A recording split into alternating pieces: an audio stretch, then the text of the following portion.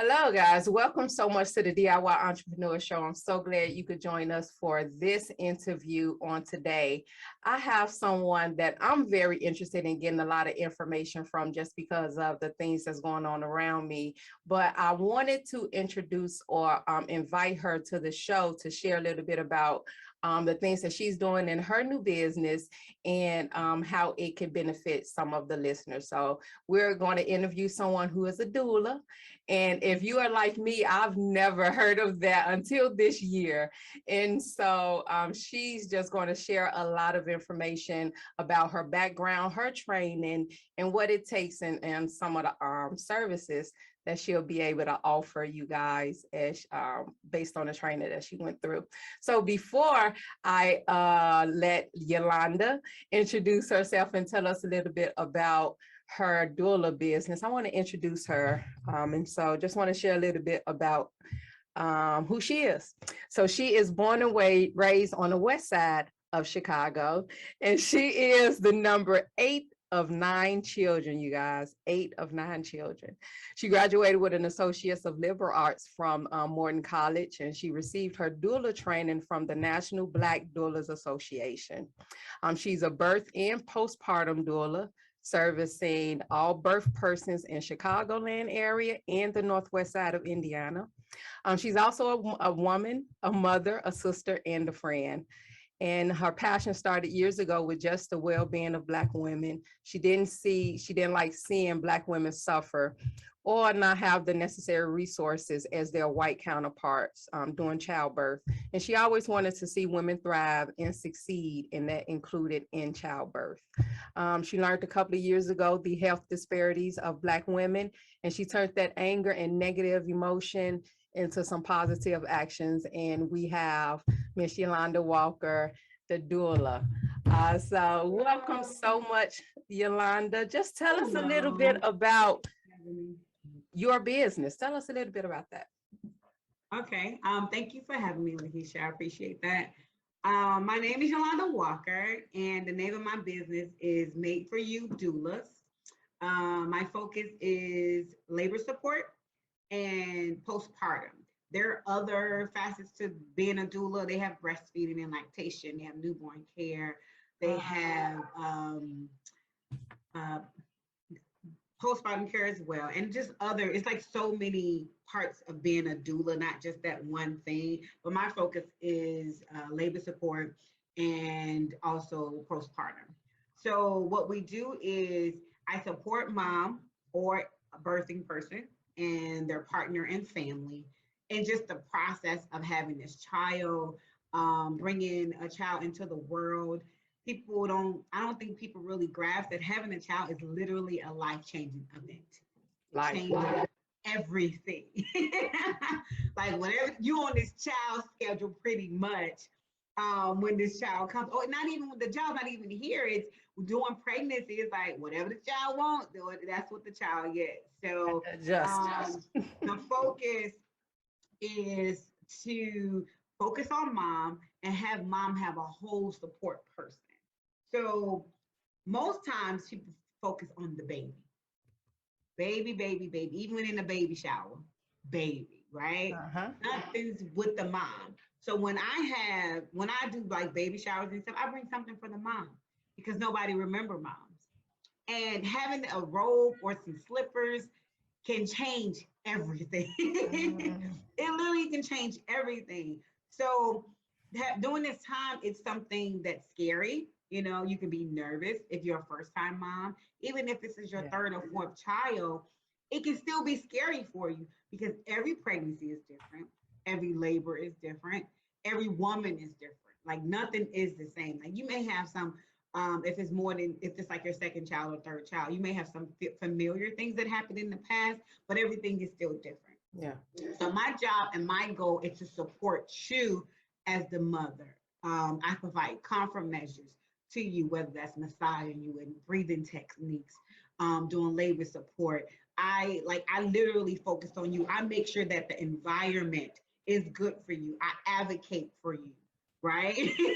I let you know that you're confident to speak up for yourself. We walk through a birthing plan, right? Whatever that looks like you may not even know what a birthing plan is and what you want to see. So I can help you walk through those, being a birthing plan. It's literally it starts before, during, and shortly after the birth. And my goal and role is to help the client feel safe, comfortable while working with the healthcare professionals in medicine. So the doctors, the nurses, the clinicians, your midwife. So we're partnering together. I'm not just trying to take over with them, but I'm still going to make sure it's like your best interest at that heart. You brought up a good, you made a mention of midwife. And, when I initially spoke with you, I was just kind of confused as to what was the difference, because from what I understand, a midwife was the person that helped you through the childbirth and things like that. But just in how you broke it down in that way, it makes sense, because that individual still needs some time and somebody that is thinking about them. And I don't know if we really zoned in on that until the pandemic, when it was so much going on, and then you had people also pregnant. And so it's like, look, I need somebody to just come deal with me just for me. And just focus on me. Like, it's just good to have that if you're not pregnant. Just focus on me, my emotional, my mental, my physical health. Literally just focusing on me. I remember when I was pregnant, I have 5 children, and 4 out of the 5 children I had at home. And so I had like a little team. Like, I thought this was like regular because that's what we was used to. Right. So it was my midwife. It was like 1 or 2 other people who helped support her. And then my mom. My mom was always there because she was praying through everything. And then my ex-husband. So I got all of this love from these people. They made sure I was good. They made sure that anything I needed, I had. The focus was literally on me. And whatever I was feeling, whether it was emotional, mental, they supported me through that. And I remember after every child, they just showed me this love. They was like, all right, where's your stuff? Your, grooming stuff. And, we're going to shower you. You want to bathe you, make sure, and then you can just go lay down. Because as you know, after you have a child, you ain't doing nothing. I don't want to do nothing. I don't want to talk to nobody. That's it. I just want to lay here, right? So they would take me into the bathroom and just clean me up and just, make sure I was clean and love on me. And I'm like, first I was like, y'all can't see none of this. It's like we done seen everything. Everything. We just had a baby. Like, we didn't saw everything. But I remember just that attention. And my midwife and her team and my mom was the best. And I just assumed everybody had this tribe and this support. And they do not. They do not. And single women, single birthing persons don't have it. And even if you do have a partner, walking them out on how to support you. Because what people don't understand is I can say that I supported you, but really, did I support you? Did you ask me how I can support you? Most times people don't do that. They just say, well, I supported you. I did this, that, and the other, but you didn't even ask me how the support looked to me. Right. And how can I do that? Yeah. So really, you didn't support me.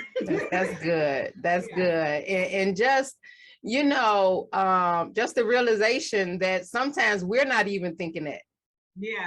Because we're so lost in emotion, so much is going on with us. We don't even know that we need some self-care yet. We don't even know. So to have someone in our ear about, no, I'm doing this for you. You need this, so it was great for you to have that support. It is. Your mind is not even there. Like, I give the disclaimer all the time. Do not hold anything against her in this moment. She's in labor, because you don't know what she gonna say. You don't know what she gonna do. Just support her in this. And my job is to bring calm to that room and calm to that environment, to make sure that you're soothing and make sure that that peace is there. Because that peace is very important when you're going through this traumatic experience. It's traumatic for everybody. It's traumatic for mom, traumatic for baby, coming out new to the world. I've been in, mom's stomach for 9 months. Now I'm in a whole new world, right? So I done took a whole journey too. And that's also where postpartum comes Making sure you're supported after you have the baby. People don't think about that. I still got all these hormones going on. Yeah. And people they know about postpartum, they know about depression, but they don't know about postpartum depression and how, right? That's two different things. See? Right? That's two different things. Postpartum depression, you're dealing with so many hormones after having this child, and you think you can handle it all and can't handle nothing. Right? And then afraid to ask for help. Because how are people going to view me? Right? How are people going to, say, well, you should know what you be doing. I don't know nothing. I don't care if this is my fifth child. I don't know nothing because this is a new baby. Right. Yeah. Right? So just helping with her with that, helping them. I provide support overnight. Some people just want to sleep.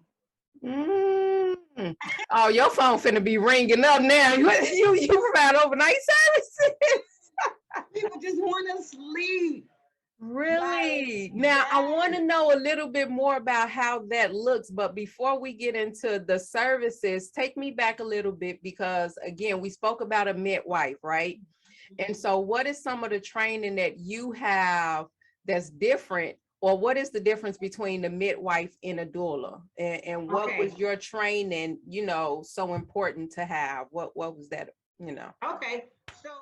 So I was saying that in Illinois, you do not need a certification to become a doula.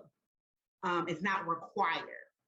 But I felt that having this training and certifications, just the education opened doors for you.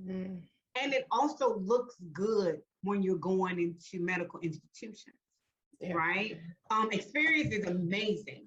But imagining coupling your experience with education, you are a force, right? Yeah, that's how you're supposed to do it. You are a force, and it opens doors for you.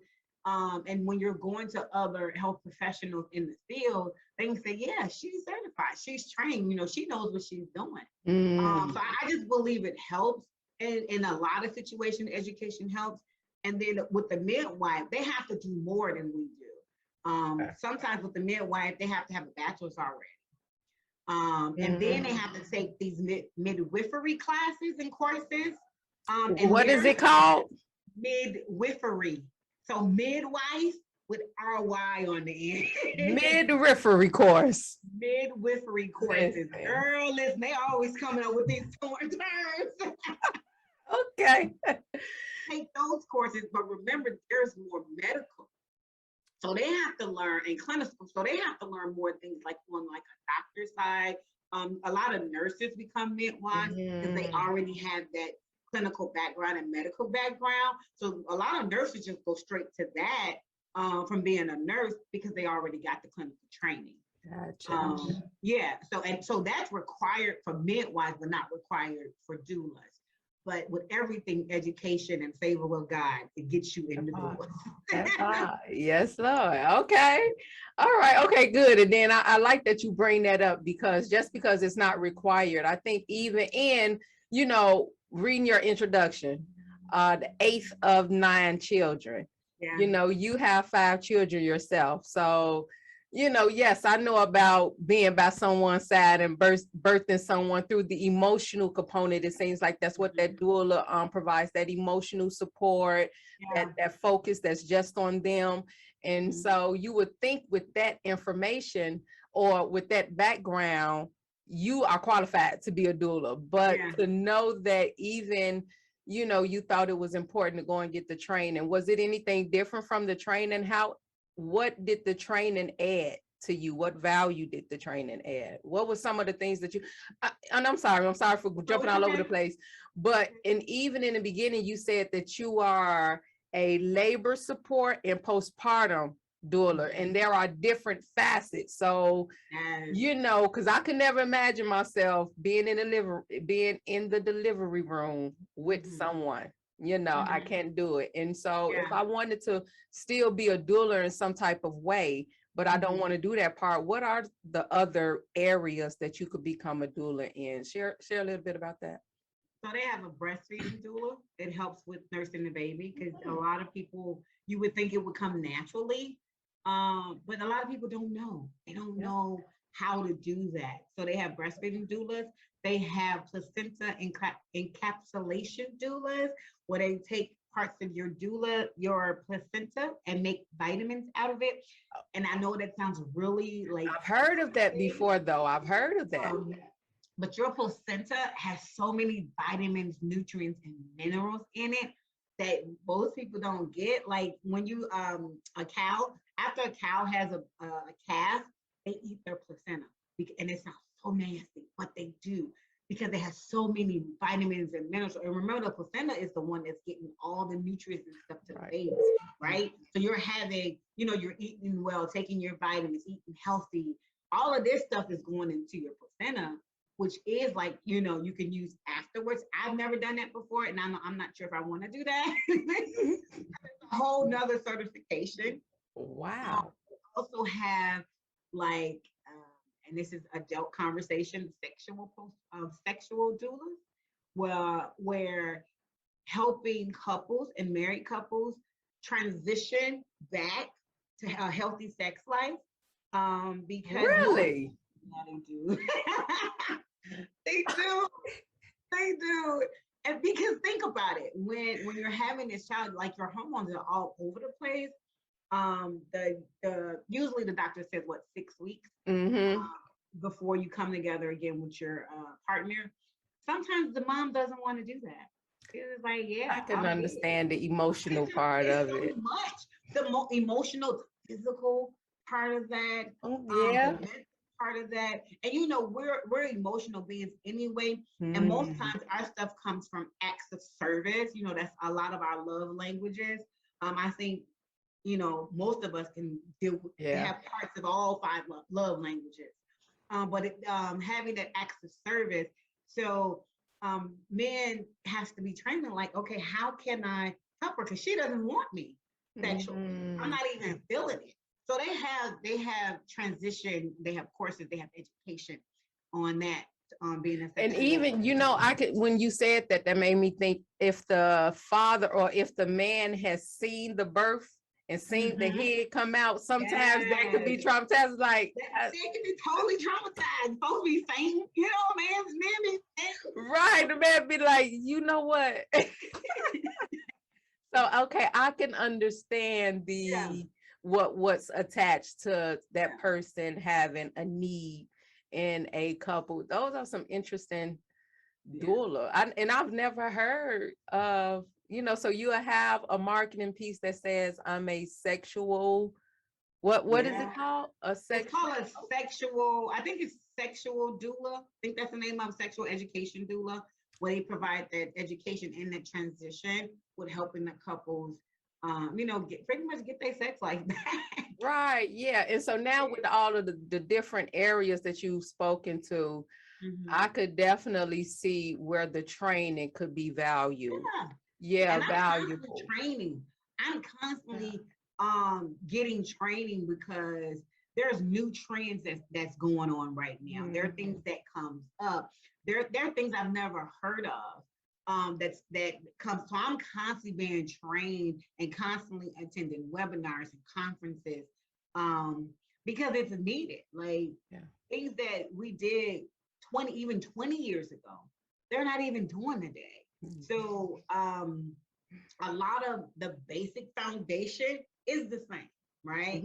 Right. That structure usually doesn't change, but sometimes the way that we implement it and the way it's delivered may change. I like Does that make sense? Yeah, it does. Yeah. I like that. Okay, and so in starting Made for You Doula, what's your target? I mean, I know you said you're labor support and postpartum, and so you're for those people who are currently pregnant. Yes. And labor support. So are you offer services to be in the hospital room when they deliver? Yes. So I have a couple types of services that way. Okay. So one is a hybrid package where everything is done virtually, with COVID and all these things happening. some hospitals are not having anyone there but the partner. Oh, right. Right. So I can be on Zoom with you. I can be on FaceTime with you. And they make accommodations in the delivery room for people to have devices and stuff like that? Yeah. So devices are welcome. And you have to look at the hospital has to adjust to what's going on. So they have to provide ways that you can still have a doula or assistance when you can't come in. Because, you know, COVID changed everything. Yeah. Right. Yeah. So we had to come up with innovative ways that we can still assist you and partner with you, and you can still be confident, because a lot of mothers are not confident, and women in that choice, they're confident in themselves. And I'm going to make sure you're confident to do this, because one, your body was created. That part. Right. Your body was created for this, and you can do this. And they'll be like, oh, I can't do this. Yes, you can. You can do this. Let's breathe this out. Let's groan this out. You can do this. So I offer hybrid, which is virtual services. And I also offer coming into the hospital as well for labor support. So both virtual and in-person labor support. All right, talk a little bit more about this overnight support. So we can just call you when we just need some sleep. What is that? Work. Okay, so for the postpartum part, I gave you for the labor support. Most times with labor, I'm meeting with them like second trimester, the end of second trimester, to start that and get to know them, so we can start planning and get. Okay. For while in that process, in the beginning, I ask you, do you want postpartum services as well? Some people say no. Some people say, let me see, you know, okay. And some people, they don't know, because you know, I'm new to this, right? Yeah. So for the postpartum part of it, first of all, you only can hire me if you're doing minimum 20 hours. Okay. I'm not coming for less than that. We got to have a contract in place first, people. Right. So no, not just when you feel like it. I know that's right. You have to, because it doesn't make sense. But one, you can keep calling me, like you just can't pick up phone and you come. Yeah. You're going to put something in place. And with the overnight, most times it's like 8 to 12 hours. They want you to be there like 8 or 9 o'clock, but like 6 in the morning, 7 in the morning. And they just want to sleep. They don't want, like, you know, I had a client that was like, I just want to sleep. I don't want to hear the baby. Yeah. And some people may think that's mean or cruel, but it's really not, because that next day I'm not gonna be there, right? Yeah. The mom and the father, the partner and the family is gonna be there. So having that strength and that rest overnight, that clear thinking, that rested mind, that rested body is so big. Yeah. Right. And we usually do it till like usually 7 o'clock in the morning, because that still gives them time. I can shower without worrying about it. Okay. And you're just kind of you make a makeshift wherever, they just makeshift so you can be overnight in the room with the baby or whatever. And every time the baby cries, you're the first to respond. I'm the first responder. Gotcha. Oh, okay. In the household, they can close their door. Yeah, they can. If the mom is nursing, I gotta like go in there. If she still wants that one-on-one skin contact, you know, mom, I need you to get up and, you know, nurse the baby. And most times everybody just go back to sleep. If bottle fed, I don't have to bother you at all. If you're pumping, that's even better. Yeah. You know, pump that milk. I don't have to, you know, see you, talk to you, know that your child is in good hands. So and just with newborn care, some people don't know how to set up a baby's room. They don't know, like, you want to have certain things really close to you, right? You don't want to be running all around the place. You don't get button up sleepers. Get the little zip up ones, because in the middle of the night or whatever time, all I gotta do is change that pamper real quick, zip up. That's it. Okay, so some nice, quick, convenient advice and counsel around what's needed. That's good. That's good stuff. I also, if they want, they have like postpartum like herbs to help your body get healthy, basic nutrition because you're gonna need that whether you're nursing or not. Right. A lot of people don't know it's a minimum of 2 years for your body can get back. Really? But yeah, after you have a child, but it can take up to 7 years for your body can get back, right? So I need you to take care of yourself so you can be your best self, not only for yourself, but yourself is first. And then for those who depend on you, those who are around. And that may mean setting some boundaries with certain people, you know, because people feel like, especially when they're close to you, they can just show up when they want, they can call when they want, they can. That changes after baby. Yes. You know, that changes completely. First of all, you got to figure out, okay, what's the baby's schedule? Do I want to, it's this new trend called sleep training now. Sleep training, yeah. Well, you're training the baby to be on a sleep schedule. And most times it's for the baby to sleep all night, right?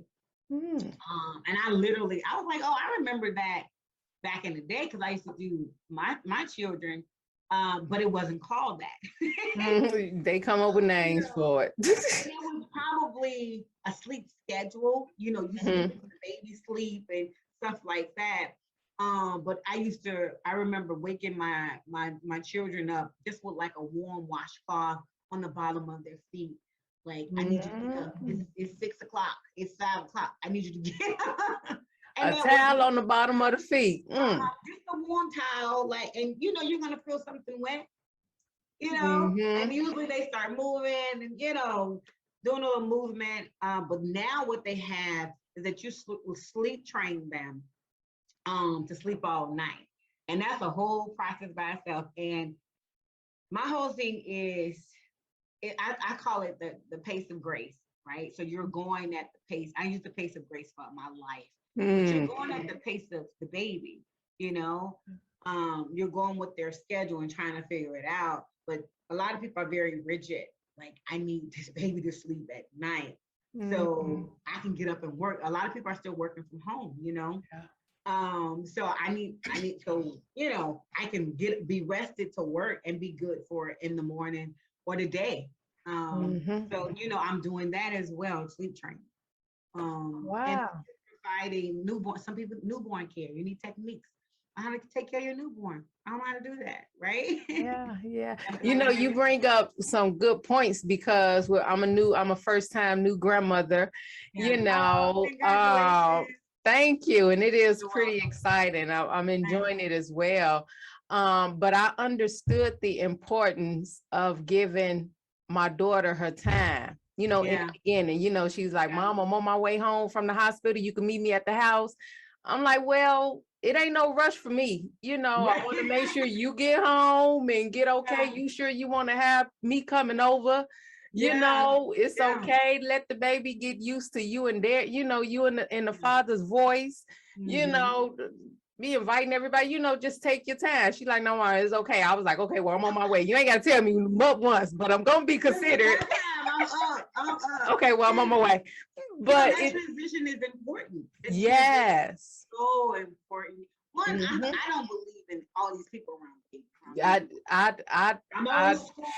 We ain't doing it. Listen. We ain't bringing all that up in here around this newborn baby. Yes, because that, like you said, it's new for the baby as well. And so the baby has to kind of come into it. And that kind of scares me with that whole sleep training. But, I'm not, people need their schedule. But it's like you're trying to force the baby already. It's like, let the baby be a baby. You got to get up, get you a doula. Exactly. And they used to call doulas wet nurses too. And you probably heard of that, a wet nurse. No, I've never heard of a wet nurse. Never heard of that? So a wet nurse was, I think it was brought up in like slavery time. Okay. And the Black women would do it for their master's wife, right? So the woman of the house. And they took care of the baby. So it was called like a wet nurse. Oh, okay. Yeah, so it's so many techniques now, and they still coming out with more. And I just had to tell my family, I was like, you got to see what works. right? Yeah. Because every technique is not going to work. Everything you try is not going to work. So you got to see what works with your child. Yeah. Your child is an individual. Yeah. So, and they love that. They love the postpartum part of that. So, have you had any interesting experiences, of course, without sharing any names, but any interesting experiences that you've had, you know, in providing your services with someone, maybe?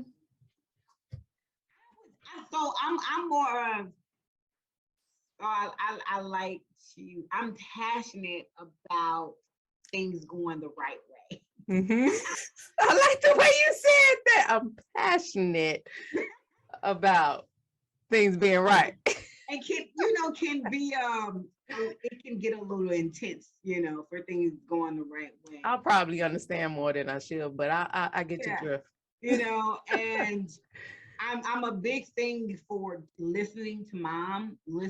Please listen to mom, because she knows what's going on with her body. She may not can articulate it as well, but she knows something is going on. And I had the pleasure of a mom, a family member, and everything was done over the phone. Because I work in healthcare, I tell my family, if you're going to the hospital, let me know, because I know, the protocols, the procedures, all the background stuff. So they had an experience with a doctor. She was probably 6+ months pregnant, and she was having some issues with her digestion and stuff like that. So she had to have surgery. And the doctor informed her that he did it before. And he what? He did the surgery before on pregnant people. Oh, okay. And he hadn't. He lied about it. So he did the surgery, but not on a pregnant person before, which is a totally different thing, right? And so, girl, she told me that. I must have called everybody. Where's your patient's advocacy department? Where's your patient, information? Where we need to talk to them, because this doctor has to go. I need another doctor. Oh my gosh. I told her what to say over the phone, because I couldn't come in because of COVID. I'm telling her what to say. Tell them this information. I'm texting. Yep, here you go. Tell them this. What can they do? Where's the head nurse at? I want the charge nurse. I don't want to talk with you. I can get a little intense and passionate about it. I'm professional. I'm very direct and I'm firm. And I know how to talk with doctors. I work with them, so I know how to talk with them. And they appreciate you being direct, but still kind and professional with them, right? So yeah, that was one of the things that I don't know if it's a crazy story, but it's something don't mess with my people. Nah, yeah, that's interesting. I do some work now with the person. Now, are you a part of any referral networks? Because it's a company that I do some work with now that could probably use, as you could probably be as a referral, but I am not, so I need to get the information from you. Thank you. I will pass it on, because that whole thing you had to do with picking up the phone and speaking to somebody, yeah, you remind me of someone. And I understand when it gets to that point, you're like, no, that's not how it's supposed to go. No, and this is what you got to say. Yeah. And just because they're saying it, that doesn't mean it's hospital policy. I'm a big thing on policy. Show it to me in policy. Don't tell me what you think of the way.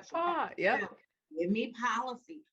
How are you coming to this conclusion? Right? Are you skipping other steps just to get to this conclusion? Because that's the outcome you want. That's what you want to do. No, we're not. That was a malpractice in a waiting, baby. Girl, I'm glad she had you on the team. Listen, we can get a whole lawyer up in this thing. I know people. Listen, that's it. All right, and last but not least, I know we're running down. I know you took a break as well. Thank you again so much for your time. I know we've been trying to get this on, so thank you for your patience with me as well. No problem. Thank you. This is big. I appreciate it so much. Thank you. And as you leave, just share with us for people who may need your services. And again, sometimes we don't know what service we need. You know, I think you saying that you're available overnight will perk a couple of people's ears. But just the notion and just the thought of so much going on, you know, sometimes we just need some time to just somebody to tell us, look, this is what you're going to do. This is what the process is going to look like. Just call me. Just get me on the phone, you know. For sure. So I would say this, when you're trying to find a doula, I would say just make sure you click with them. And you'll know there's a vibe and there's an energy that you know what I'm saying? Just when I'm interviewing and doing intake and doing consultations, I do free consultations, by the way, that you'll know if it's the right fit for you. And I'll also know if I'm a right fit for you. So it goes both ways, because everybody's not my client, right? And I'm okay with that. I'm gonna get my money. The God is gonna make sure I'm well taken care of. You better say that part. That part. Tell the fool till it overflows. That part. Yes, ma'am. So, I would say make sure your doula listens. Listening to me is number one. Because if you're not listening to me, right? And being in that moment, like literally zooming in on that moment and listening to my needs, my voice, my concerns, right? My frustrations, right? How you gonna listen when we're actually doing this thing live? Ain't no redo. Ain't no redo. It's coming out. Right. So listening is number one for me. Kindness is big for me. I'm big on customer service and I'm big on kindness, because I believe kindness is a universal language, right? It's not going to hurt you to be kind. Right? That's a seed for me. Kindness is a seed for me. So kindness is big for me. Patience is big for me. It's gonna be big, you gotta be patient during the process, because especially if you're dealing with new parents, parents that are LGBTQ, they experience different things too. I'm sure. Just being LGBTQ, right? Their whole thing is totally different with being parents. So I'm mindful of that, right? I'm mindful of your situation. I'm mindful of what you've been through. I'm mindful of past health history, right? Because that's important. And commitment. I would say be committed, follow through on the whole thing. If you can't see yourself starting with this person or finishing it, you gotta take that time. Good stuff. But thanks again so much for speaking with the DIY entrepreneur listeners. And we thank you guys for tuning in with us and speaking. Yolanda's information is going to be below in the information section, and so make sure you click the link there to go to her website and go to her social media accounts. Again, thanks so much. Please make sure you like and share and subscribe to the channel, and we will really appreciate it. So have a great day. Bye.